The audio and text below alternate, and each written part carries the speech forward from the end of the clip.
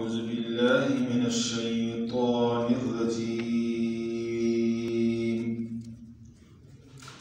بسم الله الرحمن الرحيم. فاعلم أنه لا إله إلا الله واستغفر لذنبك وللمؤمنين والمؤمنات والله يعلم متقلبكم ومثواكم. صدق اللہ العظیم.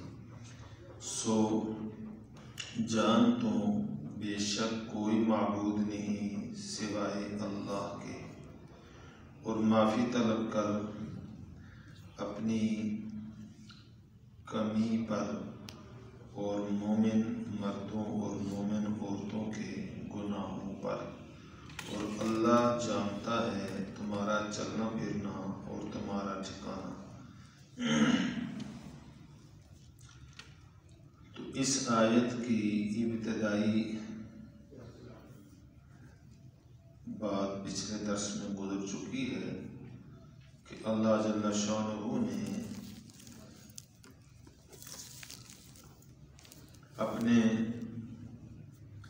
محبوب نبی امام الانبیاء حضرت محمد صلی اللہ علیہ وسلم کو یہ بات فرمائی کہ اس بات کا اعتقاد رکھو کہ زمین و آسمان میں اللہ کے سوا کوئی معبود نہیں. اور یہ اعتقاد حضور کو حکم دینا یہ امت کو تنبیہ ہے کہ جب اللہ کے نبی کو یہی حکم ہے تو ماں سوا کو اور کوئی اجازت نہیں ہو سکتی. لہذا سب انسانوں کو پابند کیا گیا ہے. نجات کے لیے یہ بات لازم ہے کہ وہ اپنا عقیدہ درست رکھیں. لا الہ الا اللہ، اللہ کے سوا کوئی الہ. اور معنی یہ ہے کہ اعتقاد میں بھی اللہ کے ساتھ کسی کو شریک نہیں ٹھہرانا، اور اپنے قول میں بھی عبادت کے اندر اللہ کے ساتھ کسی کو شریک نہیں ٹھہرانا، اور اپنے فعل میں بھی اللہ کے ساتھ عبادت میں کسی کو شریک نہیں ٹھہرانا. جو اعتقاد ہے وہ بھی خالص اللہ کے لیے، جو قولی عبادت ہے وہ بھی خالص اللہ کے لیے، اور جو فعلی عبادت ہے وہ خالص اللہ کے لیے. التحیات للہ والصلوات والطیبات، یہ اسی بات کا خلاصہ ہے کہ میری زبانی عبادتیں بھی، میری بدنی عبادتیں بھی، اور میری مالی عبادتیں بھی خالص اللہ کے لیے ہیں. اللہ کے سوا کوئی معبود نہیں. اس کے بعد دوسرا حکم دیا اللہ نے اپنے محبوب کو، فرمایا وَاسْتَغْفِرْ لِذَنْبِكَ وَلِلْمُؤْمِنِينَ وَالْمُؤْمِنَاتِ، کہ معافی طلب کر اپنے ذنب کی، اور معافی طلب کر مومنین مردوں اور مومن عورتوں کے ذنب کی.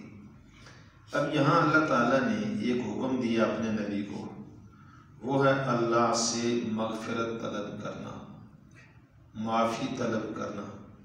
ساتھ لفظ استعمال کیا ہے ذنب کا. ذنب عربی میں گناہ کو کہتے ہیں. ذنب اسم یہ گناہ کے اوپر بولا جاتا ہے. لیکن انبیاء علیہ السلام کی جو اللہ تعالیٰ نے ہستیاں بنائی ہیں، اللہ تعالیٰ نے ان کو گناہوں سے معصوم بنایا ہے. گناہوں سے اللہ تعالیٰ نے ان کو پاک رکھا ہے. جیسے ہمارے یہاں لوگ کہتے ہیں چھوٹے بچے کو یہ معصوم بچہ ہے، تو معصوم ہونے کا معنی یہ ہے کہ اس کے نامہ اعمال میں کوئی گناہ نہیں ہے. یہ معصوم ہونے کا یہ معنی ہے. تو جس طرح بچہ چھوٹا معصوم ہے، اس طرح اللہ کا نبی ساری زندگی معصوم ہے. 40 سال پر نبوت ملے گی، اس سے پہلے بھی معصوم ہی رہے گا. گناہ ان سے صادر نہیں ہوتا، گناہ ان سے صادر نہیں ہوتا۔ بعض اہل ذوق نے یہ جملہ لکھا ہے کہ انسان مومن گناہ سے بھاگتا ہے اور گناہ نبی سے بھاگتا ہے، گناہ نبی کے قریب نہیں جاتا، وہ معصوم ہے۔ تو جب سب انبیاء معصوم ہیں تو امام الانبیاء بدرجہ اتم معصوم ہے، آپ کا کوئی گناہ نہیں۔ اس کے باوجود اللہ تعالیٰ نے یہاں لفظ استعمال کیا ذنب کا کہ اے نبی جی آپ اپنے ذنب کی معافی مانگیے۔ تو تفسیر میں پھر آگے میں لکھا کہ یہاں ذنب سے کیا مراد ہے؟ تو کئی معنی ہیں، آسانی کے طور پہ دو معنی عرض کیے جاتے ہیں۔ ایک معنی یہ ہے کہ نبی کو خطاب کر کے امت کو تعلیم دی ہے، اللہ نے نبی کو خطاب کر کے امت کو تعلیم دی ہے، نبی کا گناہ نہیں ہے، امت کو تعلیم دی ہے کہ جب نبی کو معافی طلب کرنے کا کہا جاتا ہے جس کا گناہ ہی نہیں، تو تم تو گناہوں سے آلودہ ہو، تم کو بطریق اولا حکم ہے اپنے گناہوں کی اللہ سے معافی مانگو، استغفار کرو۔ دوسرا معنی یہ ہے کہ یہاں ذنب کا معنی حقیقی معنی گناہ والا نہیں ہے، بلکہ یہاں ذنب کا معنی نبی کی شان کے مطابق یہ ہے کہ انبیاء علیہ السلام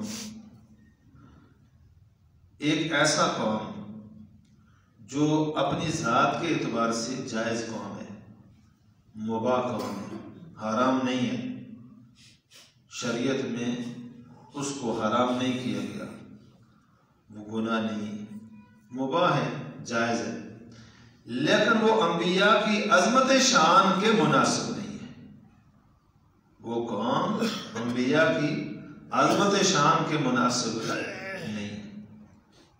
جیسے ہمارے عام معاشرے میں ایک عام آدمی کام کرتا ہے، اس کو کوئی کچھ نہیں کہتا اور وہ کام گناہ کا بھی نہیں ہے، لیکن وہی کام ایک بڑا آدمی، امام صاحب، خطیب صاحب، کوئی ایم ایل اے صاحب، کوئی منسٹر صاحب وہی کام کو کرے تو لوگ کہتے ہیں جی یہ آپ کے لیے مناسب نہیں تھا، آپ ایسے نہ کریں۔ بھائی یہ اس نے بھی کیا، اس نے بھی کیا، اس نے بھی کیا، میں نے بھی کیا، اس کو تو کوئی کچھ نہیں کہا، مجھے کیوں کہا؟ قاضی وہ اور آپ کے درجے کے مناسب نہیں، آپ کی اپنی عزت ہے، آپ کا اپنا مقام ہے، اپنا منصب ہے، اس منصب کے شایان شان نے یہ بات کرنا۔ تو انبیاء علیہ السلام ایک عام امت کے حق میں جو کام مباح ہو، فی نفسی جائز ہو، لیکن انبیاء کی عظمت شان کے مناسب نہ ہو، اس کام کے ہو جانے کو ذنب سے تعبیر کیا ہے، اور اللہ نے فرمایا اس پر معافی طلب کیجیے۔ تیسری بات یہ ہے کہ نبی علیہ السلام اور انبیاء اپنی نیکی کرنے کے بعد بھی اللہ سے معافی طلب کرتے ہیں، نیکی کرنے کے بعد بھی اللہ سے، ہم نیکی کرنے کے بعد خوش ہوتے ہیں ہمیں نیکی کرنی ہے، انبیاء علیہ السلام نیکی کرنے کے بعد بھی اللہ سے معافی طلب کرتے ہیں۔ آپ دیکھیں حدیث میں آتا ہے آپ صلی اللہ علیہ وسلم جب فرض نماز پڑھاتے سلام پھیرتے تو آپ 3 مرتبہ کہتے استغفر اللہ استغفر اللہ استغفر اللہ، 3 مرتبہ، اللہ اکبر، استغفر اللہ استغفر اللہ استغفر اللہ، میں اللہ سے معافی طلب کرتا ہوں۔ اب ہم بھی گناہ کے اوپر توبہ کرتے تو یہی پڑھتے ہیں نا، استغفر اللہ ربی من کل ذنب واتوب الیہ، میں بھی تو یہی لفظ پڑھتا ہوں، میں معافی مانگتا ہوں اللہ سے اس گناہ کے اوپر۔ نبی نماز پڑھ کر کہہ رہے ہیں استغفر اللہ استغفر اللہ استغفر اللہ، حالانکہ میری نماز اور نبی کی نماز کون موازنہ ہے؟ ہم اپنی نماز کو نیکی سمجھتے ہیں، نبی صلی اللہ علیہ وسلم اتنے اعلیٰ درجے کی، اور نماز کیسی کہ نماز خشوع والی، خضوع والی، اور نماز ایسے اللہ کے حضور کہ جب اللہ اکبر کہتے ہیں تو آپ صلی اللہ علیہ وسلم فرماتے ہیں اللہ جل شانہ میری ایسی کیفیت بنا دیتے ہیں جیسے میں سامنے دیکھتا ہوں ایسے پیچھے بھی مقتدیوں کو دیکھتا ہوں۔ کوئی مقتدی کسی درجے کی حرکت کرتا آپ اس کو نماز کے بعد تنبیہ کرتے، ایسا کیوں کیا ہے؟ تم سمجھتے ہو یہ پیچھے نہیں دیکھتے، میں جیسے آگے دیکھتا ہوں اسے پیچھے بھی دیکھتا ہوں۔ نماز کے اندر اللہ ایسا آپ پر کشف فرما دیتے تھے، اور ایک نماز میں تو اللہ نے ایسا کشف فرمایا کہ آپ صلی اللہ علیہ وسلم ایک قدم آگے بڑھے پھر دوسرے لمحے ایک قدم پیچھے ہٹے۔ تو بعد میں صحابہ نے پوچھا یا رسول اللہ یہ کیا ہوا، آج آپ آگے بھی بڑھے اور پیچھے بھی ہٹے؟ تو آپ نے فرمایا اللہ نے اچانک میرے سامنے جنت کر دی، اور جنت کا انگور کا ایک خوشہ میرے سامنے قریب تھا، میں ایک قدم آگے بڑھا کہ اس کو توڑ لوں لیکن نہیں توڑ سکا، پیچھے ہٹ گیا۔ این اسی لمحے اللہ نے میرے سامنے جہنم کر دی، میں ڈر کے مارے پیچھے ہٹ گیا۔ ایسی نماز، پھر اس کے باوجود کیا استغفر اللہ استغفر اللہ استغفر اللہ۔ اب معنی یہ ہوا کہ اے اللہ تیری عظمت شان کے مطابق جو بندگی مجھے کرنی چاہیے تھی وہ مجھ سے نہیں ہو سکی، اس کمی کے اوپر میں معافی مانگتا ہوں۔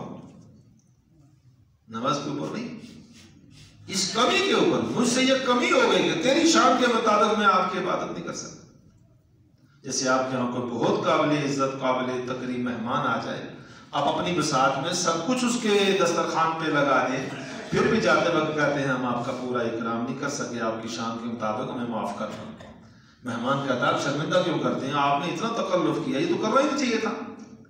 کہتے نہیں نہیں پھر بھی آپ کی شان کے مطابق نہیں ہو سکتا۔ کہتے ہو اتنا تکلف کیا، اتنا سب کچھ خرچ کیا، پھر بھی معذرت طلب کرتا ہے کہ آپ کی شان کے مطابق اکرام نہیں کر سکا۔ اللہ جل شانہ کی شان اور مرتبہ جتنا نبی سمجھتا ہے اتنا کوئی سمجھتا۔ سمجھنے کے مجھے بات یاد آئی کہ دیکھو ایک ہے میرا اور آپ کا تعلق، ایک مثال ہے، جتنا آپ مجھے جانتے ہیں میں آپ کو جانتا ہوں، دور کسی دوسرے مرکز میں چلے جائیں تو وہ ہم کو اتنا نہیں جانتے، ہم ان کو اتنا نہیں جانتے۔ کیوں؟ ہمارا اٹھنا بیٹھنا کھانا پینا نماز یہ سب کچھ اکٹھا ہے اتنے طویل عرصے سے، وہاں تو ہم نہیں جاتے۔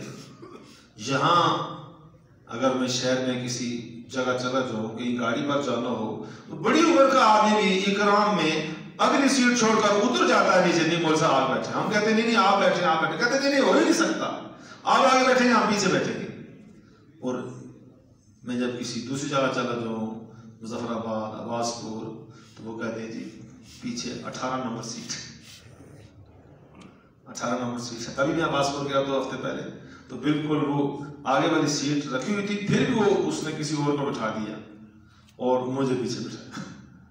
میں اسے ناراض بھی ہو جائے، میں نے کیا کیا، کہتا جی بس معافی مانگتا جی، وہ بیمار تھے، وہ فلاں تھا، وہ یہ تھا، پیچھے پیچھے بٹھا دیا۔ اب دیکھو یہاں کو ایسا کر سکتا ہے، وہاں ایسا ہوا تو کیوں ہوا کہ آپ مجھے جانتے ہیں، میں آپ کو جانتا ہوں، وہ مجھے جانتے۔ تو یہ بات ہے جاننے کی۔ میں اور آپ اللہ کا فضل ہے کہ کلمہ پڑھتے ہیں لیکن ہم اللہ کو جانتے نہیں، ہمیں اللہ کا تعارف نہیں ہے، ہمیں اللہ کا تعارف نہیں ہے، ہمیں اللہ کا پتہ ہی نہیں ہے۔ اللہ کا تعارف ہو تو ہماری نماز پھر خارش والی نہ ہو، ہمارا اللہ سے تعارف ہو تو پھر ہماری نماز دائیں بائیں دیکھنے والی نہ ہو۔ حضور نے فرمایا نماز میں شیطان تمہاری نماز سے اچک لیتا ہے خشوع کو، کس طرح کہ نظر کبھی ادھر گئی کبھی ادھر گئی، دائیں بائیں نظر کا ہو جانا شیطان کا نماز سے اچک لینا ہے۔ کیوں؟ اللہ سے تعارف نہیں۔ ہم بازار میں جا رہے ہیں، وہ اجنبی آدمی آتا ہے، بہت بڑا آدمی ہوگا لیکن ہم اس سے سلام کلام سرسری کر کے گزر جائیں گے، اور جس کو جانتے ہیں وہ چھوٹا آدمی ہو تبھی بڑے پیار سے اکرام سے ملیں گے، کیوں؟ اس کو جانتے نہیں ہیں۔ یقین جانو ہمیں اللہ کا تعارف نہیں ہے۔ اولیاء اللہ کو اللہ سے تعارف، حضرت علی رضی اللہ عنہ کا واقعہ تو آپ سارے پڑھتے ہیں، فضائل اعمال میں بار بار پڑھتے ہیں کہ تیر چبھ گیا پنڈلی میں، نہیں نکل رہا تھا، تو ساتھیوں نے کیا مشورہ کیا؟ نماز شروع کرے تو کیا کر دیں گے؟ نہ کھا دیں گے۔ بھائی وہی علی ہے، سوئے بھی نہیں ہے، بے ہوش بھی نہیں ہے، جاگ رہے ہیں، نماز کے بغیر تیر نہیں نکالا جا رہا، وہی علی ہے، نماز پہ کھڑے ہو گئے، آپ نے تیر نکال لیا، کیوں؟ اللہ سے تعارف تھا، اللہ سے۔ تو جب اللہ کے حضور پیش ہوئے تو اپنے جسم سے مدہوش ہو گئے۔ تو ڈاکٹر آپریشن کرتا ہے تو ٹیکا لگا کر کرتا ہے کہ بندہ مرتا تو نہیں ہے نا، بندہ مرتا تو نہیں ہے، بندہ تو ادھر ہی ہے، روح اس کی ادھر ہی ہے، لیکن ایسا انجیکشن لگاتے کہ اس کی روح جسم سے تعلق چھوڑ دیتی ہے، پھر تم نے جسم کو کاٹ دیا۔ یہ نماز پر کھڑے ہوئے جسم سے روح کا تعلق کٹ گیا، اللہ سے جڑ گیا، اللہ سے جڑ گیا۔ اب جسم سے جو مرضی کرو۔ وہ دو صحابی جو رات کو پہرا دینے والے باری باری، ایک نے دوسرے کو سلا دیا اور خود نماز پہ کھڑا ہو گیا، دشمن تیر مار رہا ہے، بڑی دیر کے بعد وہ دوسرا ساتھی جاگا تو وہ اس کی پنڈلی خون بہ رہا ہے، زخمی ہے، بھائی یہ کیا کیا، مجھے کیوں نہیں بتایا؟ فرمایا میں نے تو لمبی ایک صورت شروع کر دی تھی، اس کو چھوڑنے کا جی نہیں چاہ رہا تھا۔ تو مسئلہ کیا تھا؟ اللہ کو پہچانتی تھے۔ تو سب سے زیادہ اللہ کا تعارف کس کو ہے؟ اللہ کے نبی کو ہے۔ اس تعارف کی بنیاد پر فرماتے ہیں یا اللہ جو میں نے نماز پڑھی ہے وہ نماز تیری اس شان کے مطابق میں نہیں پڑھ سکا، اس کمی پر میں آپ سے معافی چاہتا ہوں۔ تو ہماری کیا نماز ہے؟ ہم اس نماز پر خوش ہیں، ہمیں قیامت کو بخشوائے گی۔ اللہ کے رسول نے تو فرمایا کہ جب نماز اچھی طرح نہیں پڑھے گا، اچھی طرح وضو نہیں، اچھی طرح نماز نہیں، فرائض واجبات کی پابندی نہیں، سلام پھیرے گا، یہ نماز ایک بالش اس کے سر سے اوپر نہیں جائے گی، اور کالے بدبودار کپڑے میں لپیٹ کر اس کے منہ پہ ماری جاتی ہے، اپنی نماز اپنے پاس رکھ۔ اور نماز اسے کہتی ہے بدبخت، جس طرح تو نے مجھے برباد کیا، جا اللہ تجھے بھی برباد کرے۔ اسی لیے سب گھروں میں نماز کے باوجود بے سکونی، بے چینی، پریشانی، اضطراب، وجہ کیا ہے؟ کہ ہم اللہ کو نہیں پہچان پائے۔ تو یہ کہ اللہ کو پہچاننا، جب اللہ کو پہچان لے آدمی تو پھر اللہ کی بندگی اس کو آسان ہو جاتی ہے۔ وہ امام ابو حنیفہ پر لوگ اعتراض کرتے رہتے ہیں کہ جی یہ کیسے ہے جی 40 سال تک عشاء کے وضو سے فجر کی نماز، یہ ہو سکتا ہی نہیں۔ لوگ اعتراض کرتے رہتے ہیں۔ تم کہتے ہیں اعتراض کرو اس لیے کہ تم اعتراض کرنے والے اور دنیا میں ہو، ابو حنیفہ نماز پڑھنے والا 40 سال تک عشاء کے وضو سے فجر کی نماز وہ اور دنیا میں تھا، تم اس دنیا کے آدمی نہیں ہو، اور اس دنیا کے آدمی کی مثال اس دنیا کے آدمی کے ساتھ رکھنی نہیں چاہیے۔ اس لیے ہم اکثر اس طرح کے کرامات بیان نہیں کیا کرتے۔ بزرگوں کے جو واقعات ہوتے ہیں اصل میں یہ ہے کہ انہوں نے اللہ کو پہچان لیا۔ قد افلح المؤمنون، اللہ کہتا ہے مومنوں نے فلاح پائی، مسلمانوں نے نہیں۔ قد افلح المؤمنون، مومنوں نے فلاح پائی۔ کون سے مومن؟ الذین هم فی صلاتهم خاشعون، جن کی نمازوں میں خشوع ہے۔ مسلمانوں کی نماز میں خشوع نہیں ہے، مومن کی نماز میں خشوع ہے۔ فلاح مومن کی ہے، مسلمان کی نہیں ہے۔ مسلمان کو تو قبر کا عذاب بھی ہوگا، مسلمان کو تو بساؤ کا گناہوں کو ایسے جہنم کا عذاب بھی بھگتنا پڑے گا۔ مومن کو نہ قبر کا عذاب ہے، نہ حشر کی سختی ہے، نہ جہنم کا عذاب ہے۔ مومن تو مزے میں ہے، جنت میں جائے گا۔ لیکن کب؟ جب اس نے اللہ کو کیا کر لیا؟ پہچان لیا۔ تو بات تھوڑی لمبی ہو گئی۔ فرمایا وَاسْتَغْفِرْ لِذَنْبِكَ، اپنے گناہ کی معافی مانگ۔ تو یہاں ذنب کا معنی میرے اور آپ گناہوں والا گناہ نہیں ہے، نبی کی وہ اپنی عاجزی اور تواضع ہے اللہ کے حضور، یا اللہ تیری شان کے مطابق میں بندگی نہیں کر سکا، اس کمی پر میں معافی چاہتا ہوں۔ پھر مومنوں کے گناہوں کی معافی کا اس کا ذکر انشاءاللہ آگے۔ اللہم ربنا تقبل منا انک انت السمیع العلیم برحمتک۔